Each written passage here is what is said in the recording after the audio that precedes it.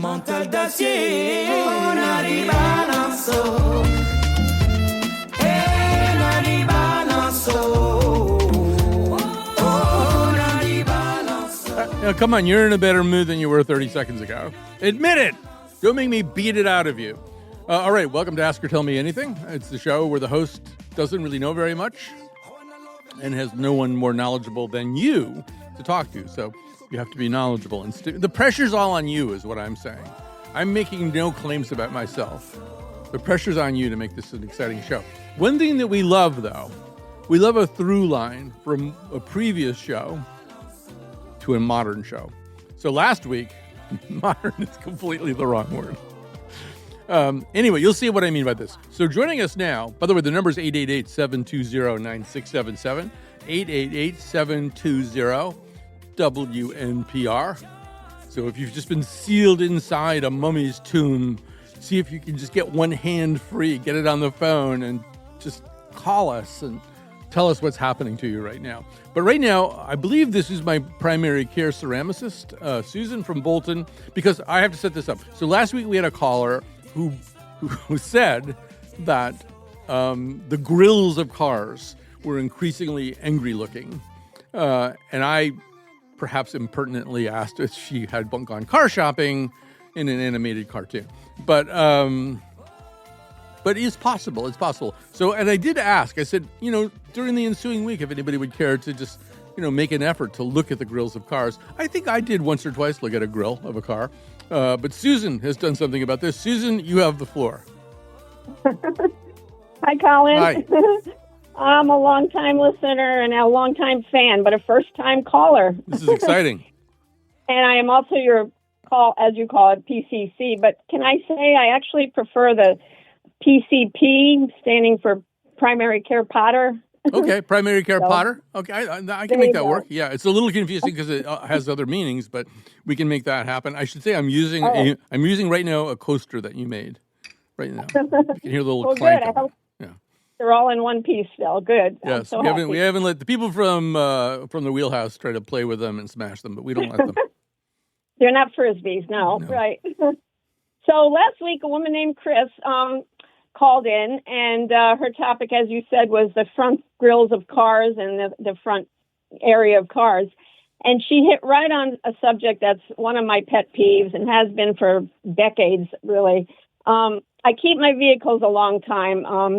I typically have pickup trucks. I've had 4 different pickup trucks, and I keep them a long time because it's related to my business. I need them. But and as with pottery, I look at a car, I look at a lot of things as almost like sculptures, right? You see the shape, you see the form. So it has to be something I'm attracted to. I like the shape of, right? And on top of that, I need to have the front of it, or I prefer to have the front of it be something I enjoy looking at. And I have noticed also that the grill's getting bigger and blacker and more angry looking, as you said. And also what I call the eyes or the headlights have gone from being big, round, whatever, to being real like slits and narrow. And yes, they give out more light, but I don't like them. So that's one of the reasons I keep my trucks a long time. But I look at it as a face, and it's one of the first things you see, on a person, right? And you can tell a lot from the expression of their face, their mouth, their eyes, whatever. So that's how I look at my vehicles too. So I have to enjoy looking at them and driving them as well. I wonder if it would be possible to ascribe partial blame, not entire blame. And God knows he's been blamed for enough things already, but partial blame to Darth Vader. Because if you think about Darth Vader's mask, he does have like this kind of nozzle area of the mask that's it's like a car grill kind of. There's like these lines going down. I think I'm correct about that. If I'm not, Jonathan McNichol will be telling me right away. And I wonder if some of the cars are thinking, let's go do Vader, but just do big Vader grill, And when did that movie come out? That movie came out a long time ago, right? Late 70s, but it's still percolating. It's eternal. All right, so and I think as a potter and a sculptor, you have a somewhat animistic view of the world too, right? And I think for people who do the kind of work that you do, the world seems inanimate objects look a little bit more animate than they maybe do to the rest of us. I think you're right. Like I said, I have to like the shape of things. And I forgot to say, I also need to have the color, something I like. So that goes for houses, it goes for everything. Even, I don't know, just everything pretty much. I have to like the way it looks. So I'm just more tuned into that, I guess. One thing that I learned this weekend, which apparently is true, this seems like it might be fake news, but I think it isn't, which is that white cars are in fewer accidents. White cars are in fewer accidents, presumably because they're somewhat more visible. I guess. I don't know. But I know this because my significant other is in a 9-year research project to buy a new car, and she's in year 7 now. We're going to get a car pretty soon. I'm almost certain. All right. Well, listen. Thank you, PCP. That was an excellent way to begin the show. And we've got lots. As long as we're doing cars and drivers, we'll go right to Karen from here. I think that'll be excellent. Karen in Cromwell. Hi, Karen. Hey, can you hear me? Yeah, I can hear you. Hey, Colin, love your show, and always wanted to call in about this. It's really funny that it's a car theme today, because I just wanted to call in. I lived in Connecticut for about 32 years, and I just noticed that there's so many more wrong-way drivers, like on the major highways, people going northbound when they should be going southbound kind of thing. And it frustrates me that I don't know why they can't engineer something to stop it. And to me, the easiest solution, although probably expensive, is remember when you used to rent cars years ago and you went out of the lot and it said, don't back up? Yeah. I thought you might be headed in that direction. Yes. What goes on? And people say, well, it's because the cops and the the firefighters may have to go the wrong way down the highway. But now with technology, they can have to have something electronic to not make that pop up when they're going down there. It just seems like it's the easiest solution. It'll stop the wrong way driver. It'll stop the people dying from head-on crashes, and I don't know why they don't do it. Well, I mean, I think the place that this happens most dangerously is on an entrance ramp that it's actually an exit ramp, and somebody entering on an exit ramp. So it seems to me that if you put it there in particular, I mean, how many times are cops going to be getting on the highway by going up an exit ramp? I mean, I would imagine, and I think you're totally right. And people get killed this way. People get killed a lot. This is many of the most terrible accidents happen because someone's going full speed in the wrong direction and there's no way to get out of their way. So I don't know. I think you might be onto something. Yeah. I think so too. I don't know how to make it happen, but as I always say, when I'm queen, things will change, but I'm not queen yet. But, it seems like it's the easiest solution. It's, possibly, I don't know, the cheapest, but right on every exit ramp or the exit ramp that someone, goes the wrong way down a lot, just put one on there and see what happens. I have 2 final things to say. One, to borrow from Groucho Marx, I'm not in the habit of making threats, but there'll be a strongly worded letter about this in the Connecticut Mirror tomorrow. That's number one. Number 2, I feel like there should be, and I'm now looking over to the control room, there should be an award that we give out to people. Like let's say that this little conversation we're having right now is the germ of an idea that really gets taken seriously and maybe goes on to benefit the world. First of all, that'll be the first time that ever happened on this show. But imagine that it did. There should be some little award that we give you, if that happens. Well, I'll look into that further, and I'll give you my name, and you never know. I'll take an award from you. I think your award might be you'll have to guest host the show for a week, but it would be a great honor. It would be an honor. I need rest so badly. Yeah. All right. So anyway, thanks for your call. Okay. Now what do I do? All right. We'll do the car thing one more. There's a lot of other people. I feel bad because Rhonda hasn't gotten on the air yet. But because we have a little theme going here, let's just stay with the theme. Hi, Ben. Ben from Newtown. Yeah. Hey, good afternoon. Just, the aggressive grill thing. Yeah. But a lot of people leave off that they're supposed to have a plate on the front of the vehicle. Yeah. Which kind of ruins the whole deal. You know who else I blame for the aggressive grill, particularly when you put it that way? I think Flava Flav bears some of the responsibility for this as well. Flava Flav and the rap community in general. they bear some responsibility for aggressive grills on cars. But you're right. There's supposed to be a license plate. And people now regard that as just kind of an optional thing. All right. So we're going to switch gears here. You see what I did? Switch gears. You see how I'm... never mind. Let's talk to Rhonda in Bloomfield, because actually Rhonda called up first and was bumped out of line by other callers. Hi, Rhonda. Hi, Colin.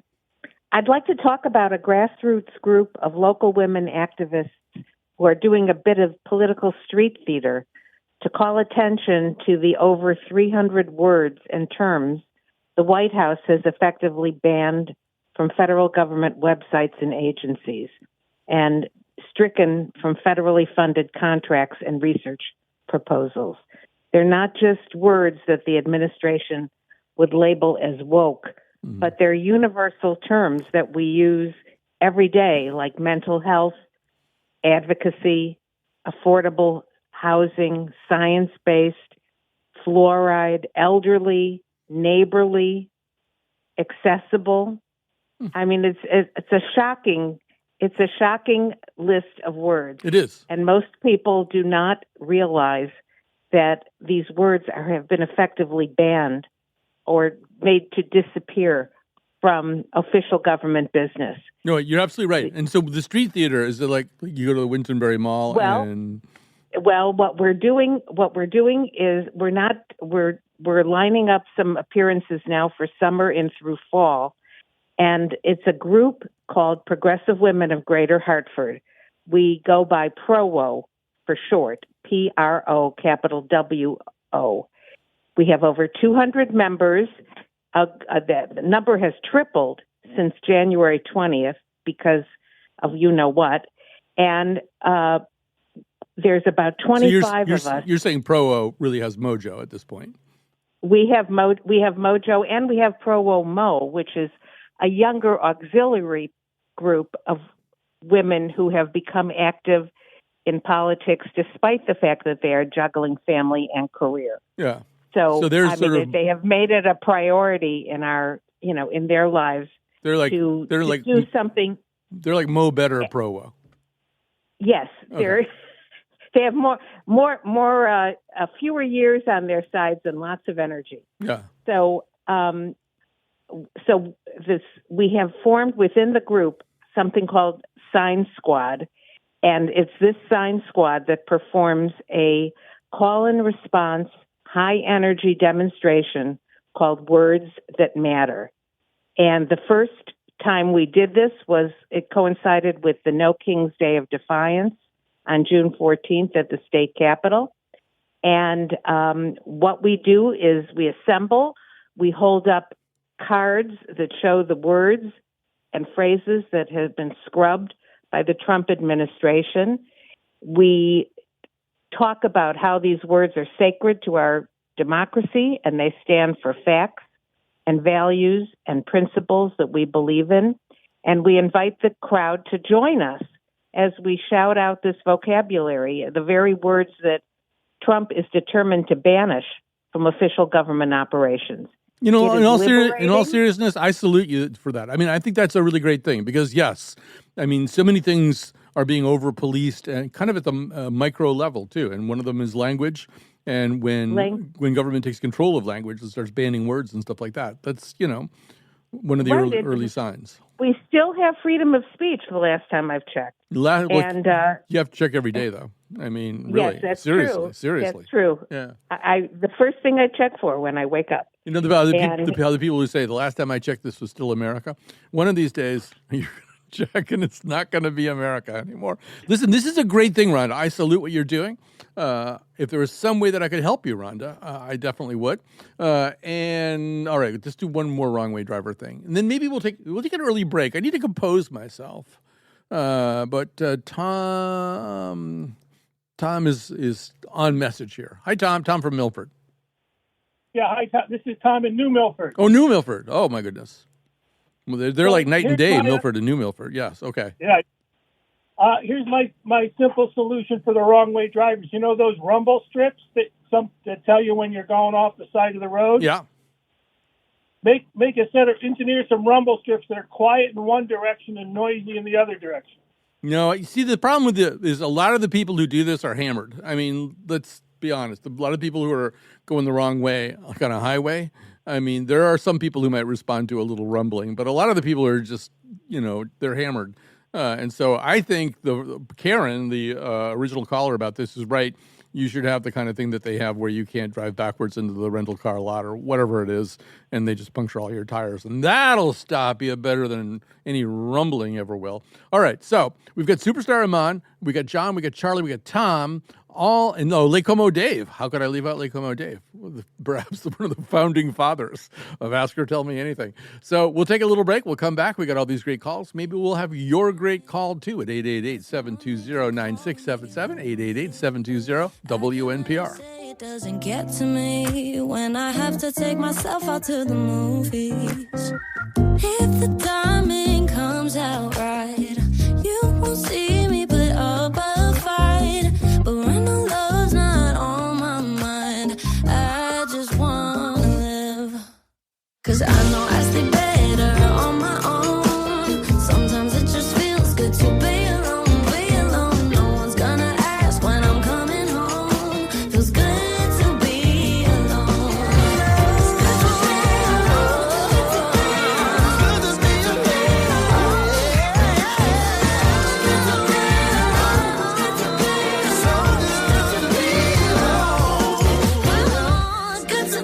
alone. Good to be alone. Good to be alone.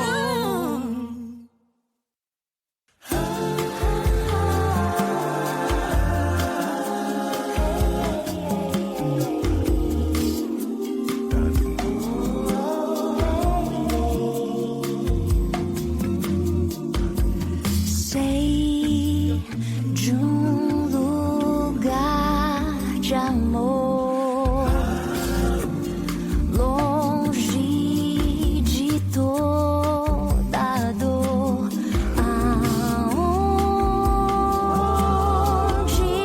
vou a paz buscar. The problem with picking out music that I like is then I have to cut it off, and it's not a good feeling. All right, so a few things. The first thing is we have an update on the one-way. I think I'm going to sort of maybe cut off the one-way car discussion here, but an update. This is from Bill Flood using the platform Twitter, relayed to me by Jonathan McPants using the platform Slack, which of course was invented by Dr. Carl Slackenheimer.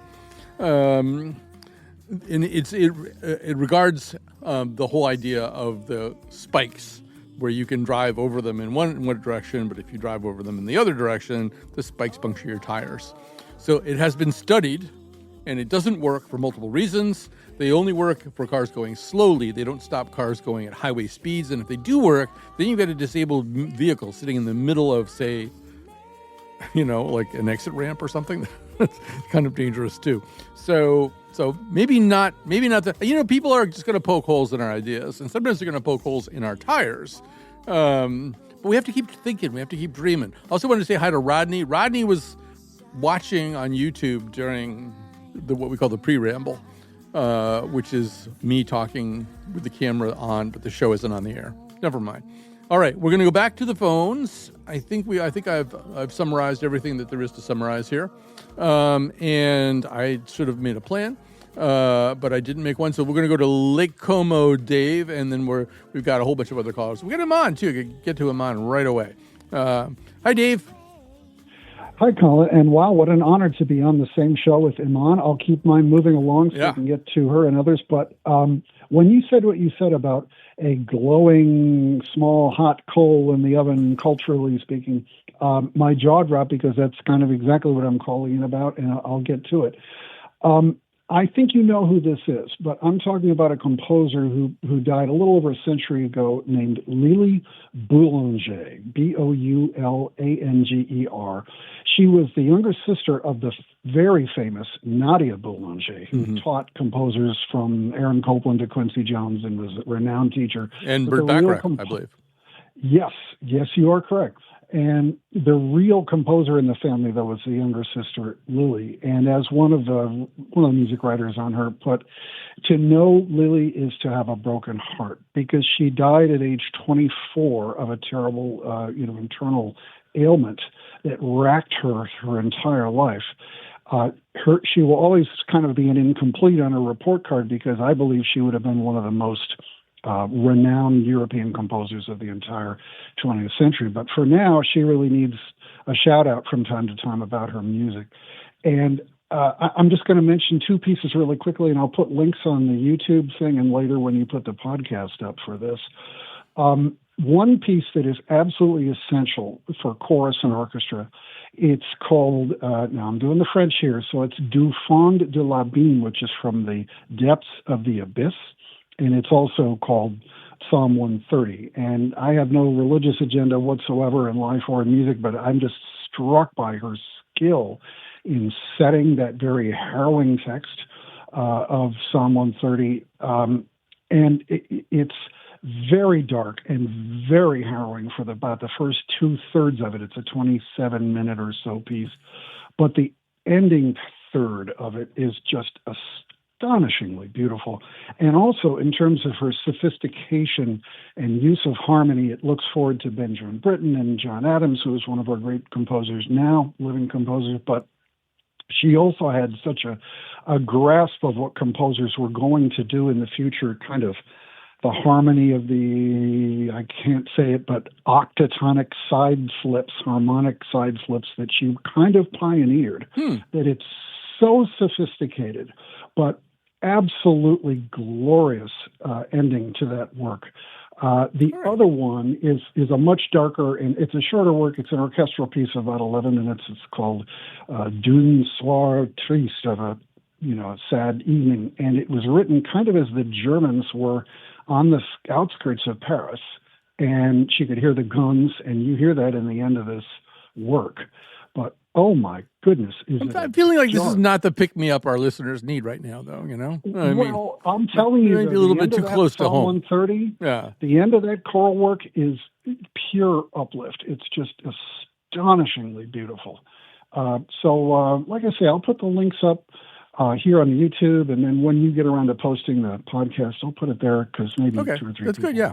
Okay, so I want to just build on that a little bit. I want to and that. And so I just discovered this today, and it's going to wind up using up a certain amount of my time. But so there's a 40s type singer in sort of the old black and white musicals who I really wasn't particularly aware of. Her name is Virginia O'Brien. And there's a whole thing where you watch Virginia O'Brien sing. And the cut that I would really, you can just find this on the YouTubes, just right after you're all done enjoying this show on the YouTubes. There's a song called Did I Get Stinkin' at the Savoy? Although you might find it just listed as at the Club Savoy. But it's Virginia O'Brien. And what you do is you watch her and you watch for how many times she blinks, because she almost never blinks. And there are people, I'm realizing now there's a cult of people who do this. They'll put Virginia O'Brien up on their TV screen and watch to see if she blinks or not, or how many times she blinks. She does not blink very often, from what I can tell so far. So see, that's a small pleasure. It could be argued that it's a very small pleasure. Yeah, there she is. Did I get clubby with the guy with Jack? He wound up giving me a piggyback. He had me swinging on the chandelier. Boy, did I get tighter than a mouse's ear. There you go. Edie was a lady. A lady is right. So imagine the person who's singing this does not ever blink. It's a little uncanny. All right, we're going to move on here because we did say that we have live from New York City, a celebrity. We have Iman calling us. Hi, Iman. Hi, Colin. It's good to call and talk to you. I was going to say before I share my thought, is one of my surprising micro pleasures in moving to the city is actually having a car in the city and driving around, which is very surprising. Because I lived here before, didn't have a car, thought it would be a nuisance. It is a nuisance, but it's also at times very pleasurable. But what I'm actually calling about is thinking about voting rights. And I think there's a way in which all of us who are not fascists are playing on the defensive when it comes to voting rights. I feel like we should be arguing for the expansion of voting rights for people who are residents, permanent residents in this country, because that is the truly democratic thing to do. People who work and pay taxes in this country deserve to have a say in what the people who shape their lives. And it's crazy that instead we're completely on this defensive with Trump and the right, where they're like trying to take away rights from people who are citizens, but may not have ID or whatever. But that's just my thought. Yeah, no, I think I am hopeful that as things become more, as some of the injuries to the public become more clear, and significantly, the worst of the Medicaid cuts, for example, don't kick in until December 31st of 2026, and that's because they wanted to get past the midterm election. But I'm hoping people will be well enough informed to understand, for example, that their health insurance may be taken away by this. There's so many things that are not going to work over the next year. It's not clear right now that the Texas floods and the casualties from them are exactly the product of all the cuts that were made to the NOAA, National Weather Service, and that may not be the case. But it's certainly going to be the case that over the next year or so, we're going to see major dysfunctions in the area of public health, as just, all this personnel gets cut, and you have morons who hate vaccines actually running the vaccine approval panels. All of these things that have been cut and not replaced and not very well understood before they were cut, they are going to bear very sour and poisonous fruit. And I'm hoping, Iman, that that what you're saying reaches people. If they can understand that their vote matters, that this bill, this bean brain bonanza boondoggle bingo bill that they just passed, it passed narrowly. All you would have to do is flip a few House seats, and it starts to get a lot harder. I hope people take your advice to heart. Yeah. I mean, it's not just about current voters. It's also about really thinking about expanding democracy and letting more people vote. Yeah. Yes. I mean, I like being in New York City, like, wow, this is a city of immigrants. And it's like, why aren't all our immigrants voting? They contribute to the city so very much. Well, yeah. But the other people have to vote enough to elect some good representatives who will then allow for a reform of that true. kind. Yeah. So it all starts somewhere anyway. Iman, first of all, we are honored that, despite moving to New York City, you're still calling the show. We consider that a victory all by itself. All right, let's go to, I've sort of lost track of what these things are all about. But I can do this one because I actually do know a little something about it. Here's John calling from East Hampton, the home of the beautiful Lake Plunkety-Plunk. And I think that might even be on his mind, the condition of Lake Plunkety-Plunk. Hi, John. Oh, hey, Colin. Thanks for having me on. Sure. It's the perfect segue from what you just said into this, because everything I'm about to bring up is because of budget cuts and the cheap way out. So I don't know if a lot of people realize this, but they almost just poisoned our rivers. Like Poggity Pog, Chester Deep River, Salmon River. There's a whole list of these. So there's this invasive species out there called hydrillia, and it's a problem. Not denying that at all. But earlier this summer, the Army Corps of Engineers decided, hey, we don't have money, so we're just going to dump this chemical called diclot dibromide down the river. Now, this is a broad-spectrum aquatic herbicide. It kills every single green plant it touches. It's toxic to fish, invertebrates, amphibians, and it's dangerous to humans through contact or inhalation. And it's been banned in the European Union since 2019. Now, the EPA label shows skulls and crossbones. This isn't like a conspiracy talk. It's just the product data sheet. Anyone could look this up. It's very clear. And so what their plan is some of the representatives, first off, there's been a quiet rebellion, and they held off till next year before they're going to poison us because they're cheap about it. But so what they're claiming is that the dosage is okay. The dosage has to be high enough to wipe out plants that are embedded everywhere. Yeah. You know, now, like, every part of this is just completely, sorry, I'm about to say words I shouldn't on the radio. It's just asinine. Like, you can't have it both ways, that you have a poison that's supposed to wipe out a complete species, that's a general herbicide that everything green it touches and is toxic to humans, getting dumped into our rivers and saying, oh, don't worry, it's not toxic because we're not putting enough in. Right. You can't have it both ways. So if you would like to if you'd like to form a coalition with somebody about this, I can recommend somebody who, I actually know about all this mainly because a gentleman named Peter Meadow, who is, among other things, my chiropractor on those days when I need a chiropractor, wrote a very, very long post about this on Facebook. If you have Facebook and you can look it up, his name is Peter Meadow, just like the thing that gets poisoned by horrible herbicides. And he did a big post about it. I do think this is one of these things where people have to organize if they don't want that to happen. Oddly enough, you know who would have been great about this? Like, I don't know what, 10, 15, 20 years ago? Robert F. Kennedy Jr.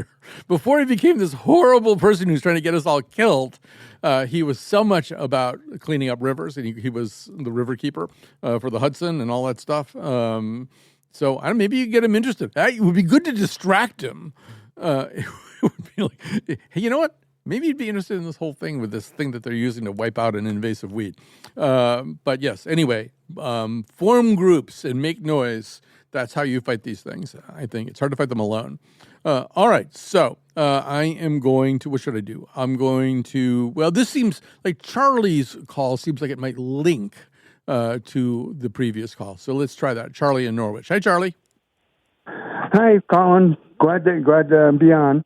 The poisoning the river is just like bringing about the sixth extinction, and thinking that relates to the severity of the Texas floods, because without the insects to chew the leaves and recycle nature's nutrients, nature is going to starve and die.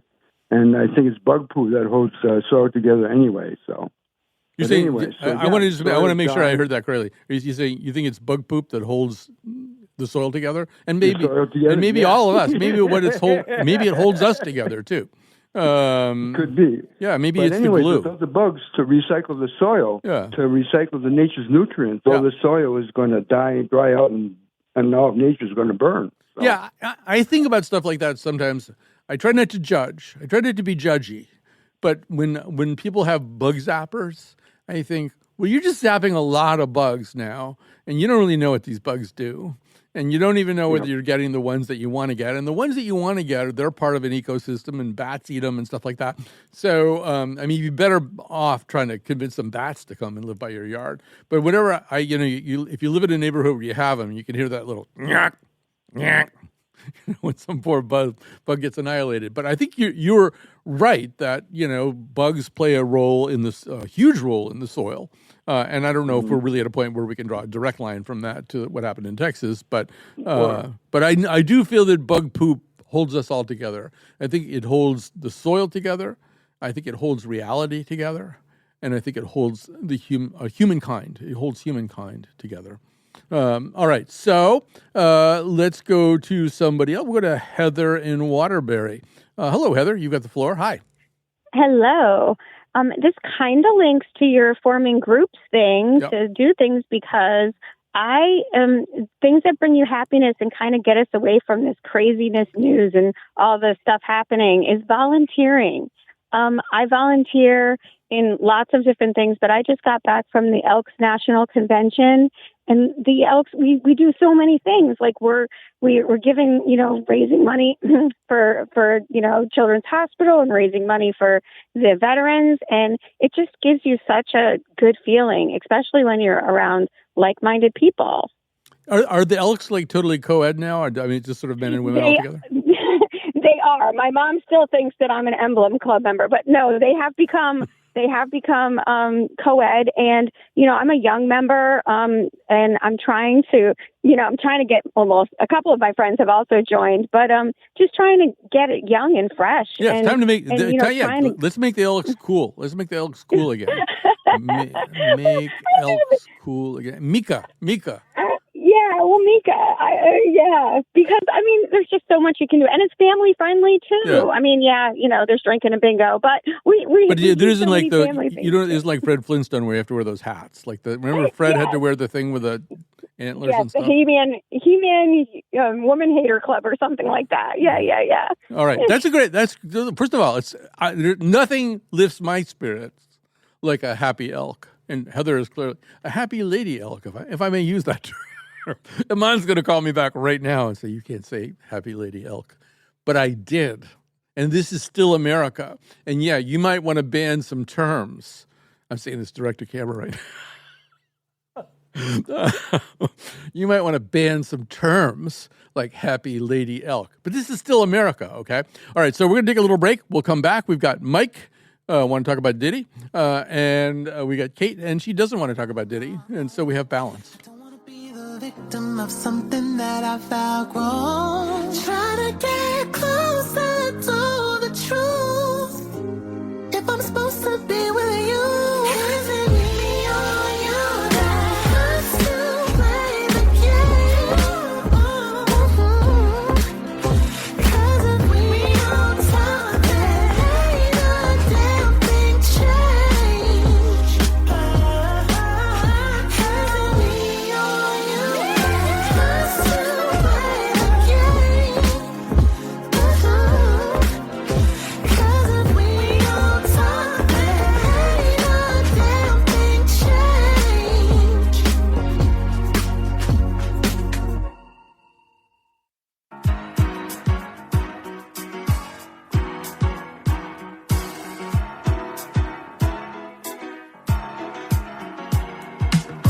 Out for the weekend, I was hiking all alone. When I got back, the texts were blowing up my phone. Called my assistant, what the hell's going on? She said some kid is getting famous with your song. I began to spiral, now he's going viral.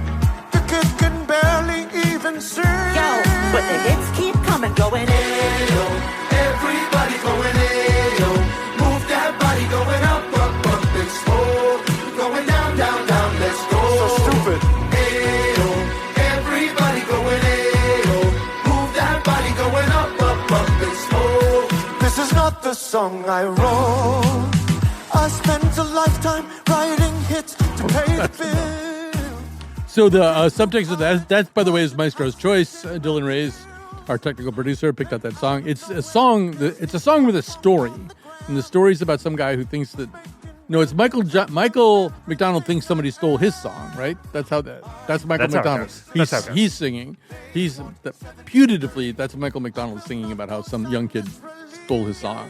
Although I don't think that's a very good Michael McDonald impersonation. In the chorus, it sounds better with the kind of built-out vocals, but just solo, I don't think he has nailed it. I mean, if you're going to do it, make sure you've got a really good Michael McDonald impersonation. That's my advice. That's my life advice to you. By the way, time to say some thank yous. There's 6 people in the control room, which I don't have 6 names really to attach to them, but I'm going to say that, first of all, Dylan Reyes is our technical producer, and Joe Cost is in there handling video and stuff like that, I think, something like that. Robyn Doyon-Aitken is kind of in charge of the phones, but other people are involved, including Isaac, our amazing intern. And Jonathan McPants is the producer of this show, and somewhere out there in the world, probably just riding around with Iman in New York City, Lily Tyson, the ruthless head of Lily Tyson Quality Entertainment Productions, is somehow or other involved as well. And there's at least 3 other people that I've neglected to name, but they're also there and they are cherished. Oh, Coco Cooley, also on the phones. Okay, so Isaac Moss, Coco Cooley, also on the phones. And speaking of Iman, we have an update from her. She says, I don't think there's anything wrong with a happy lady elk. So... I think we can all breathe a sigh of relief right now, okay? That one isn't going to come back to bite us. Okay, I think that's all the updates I have to do right now. Let's, we'll start with Mike and then we'll go to Kate. How's that? Okay. Here's Mike in Woodbury. Hi, Mike. Hi, Colin. Thanks. for having me. So, I really tried to avoid paying any attention at all to the Sean Diddy Combs trial. Mm-hmm. But, of course, once the verdict came down, it was like the lead story on all the networks and everything. And he was found, of course, not guilty of the most serious charges. And I just have to wonder if this same trial with the same defendant had happened 7-8 years ago in the middle of the Me Too movement, if the verdict would have been the same. I know that juries are supposed to, they have to just pay attention to the facts and nothing else. But I just wonder if, because we've done such a 180 since then. I mean, we have elected a president twice who has been credibly accused of sexual misconduct, and it just seems like, I think that initially Me Too went a little too far in some cases, but now it's gone completely in the opposite direction. And I just wonder if subconsciously it's like, well, this isn't that big a deal. I don't know, sex trafficking. Yeah. You're certainly right. We've gone from Me Too to You Too. It's like, yeah, you're going to get molested by Diddy. Everybody's going to get molested by Diddy. So I'll say one rule that I have is try not to have, this is just for me, but I try not to have a dispositive opinion about a trial that I haven't actually seen. Trials they become universes unto themselves. What happens there in the courtroom, even with pretty, assiduous reporting by the press, you never truly understand what it's like to be in that court and hear all of the testimony. And so when something looks like a miscarriage, yeah, maybe it is, but I'm trying to be a little careful about that. I will say that a sign that there might have been a miscarriage of justice, and this is true, this is going to sound like I'm making it up, but when he got back to prison that day, he got a huge ovation from the other prisoners. They were just cheering for him. Yeah, it was the 2 sex trafficking charges and the one RICO charge. I think those are the ones that didn't get nailed to him. But I feel like if the prisoners are giving Diddy a standing ovation, that worries me and makes me think maybe justice was not served. And I agree. Ironically, the problem with the Me Too movement was that it was judge, jury, and executioner, and it was usually often for a single offense. So, like Harvey Weinstein, we get it, but somebody says the wrong thing, and it gets put up on social media, and suddenly that person's life is ruined and stuff. That was the problem with it. It did go too far. It became excessive. It became a reign of terror. And maybe you're right. Maybe this is sort of a backlash. Who knows? But I tend to err in the other direction. I tend to believe that what happens in courtrooms is often just a product of everything that's happening in the courtroom, including some fairly intangible things that happen in courtrooms. So, I think you can watch an entire trial on television and still not, understand everything about it, including, like when Trump was on trial and he would make stinkies in the court. Like, that's something you don't pick up on television. Thank God. All right, so let's go to Colchester. We're not literally going to go to Colchester, but here's Kate from Colchester, and you have the floor. Hi, Colin. This is Kate. I usually say I'm calling from West Hartford, but I'm actually at work in Colchester. And I saw Jonathan at the American Library Association conference last week, and he said, "Oh, you haven't called in a long time." I was like, "Okay, I'll call." Okay. So I have this commute every morning on I-84, and I look at first of all, I want to begin with, there are so many kinds of problems in the world, and I am so concerned about all of them. And this is not even a problem, but it's a thing, which is the sick building at 25 Sigourney Street. It just keeps on deteriorating and getting worse. And I really think that the site is cursed in some way.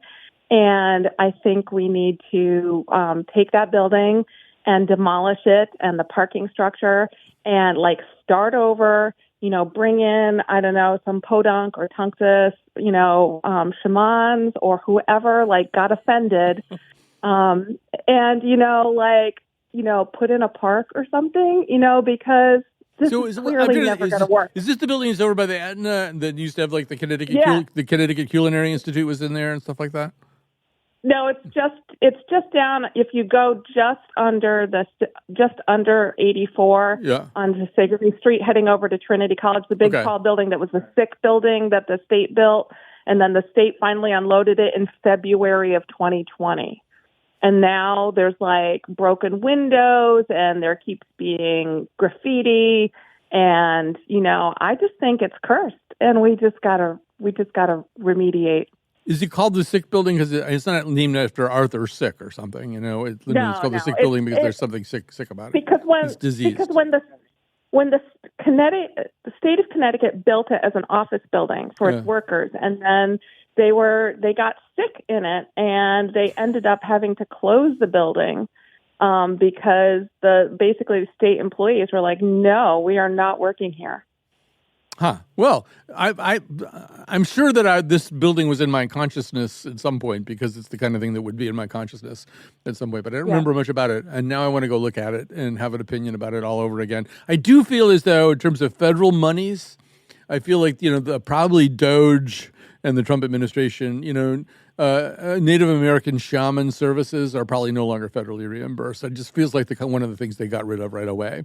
So, I mean, if we're going to do a sage cleansing to the site, we're probably going to have to raise money from the nonprofit sector or something. Is that okay?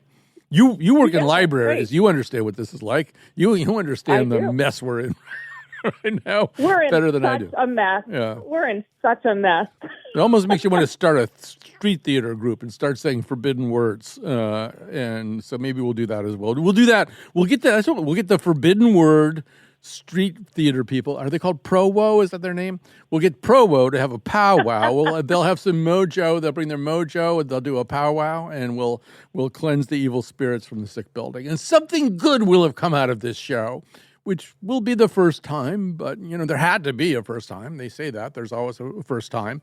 So yes, I should say that it's kind of interesting that the idea of those strips for the rental cars. So you I forget why they work the way they do, but this came up today because I'm driving a rental car today, and it's not even my rental car. We are in the middle of a 9-year research project to purchase a new car for my significant other, and so there's a rental car, and then I brought my regular car in to be worked on, and so we're just down to this one rental car. That's all we've got left, and believe me, it's not very much. But I'm going to go out and look at its grill and see if it seems to have become angry over anything that I've said about it here on the air today. Because they do listen. Don't ever think that the cars with the angry grills are not listening to every word that we say. Anyway, thanks so much for listening today. We have some exciting shows this week. We got Stoicism. We've got a show all about Joan Didion. And we've got a show about cultural depictions of dinosaurs, which it turns out a number of dinosaurs object to. So all of that is to come. Stay with us, and thanks for listening today. From time to time, to hear your voice on the telephone line. I call you up from time to time, to hear your voice on the telephone line.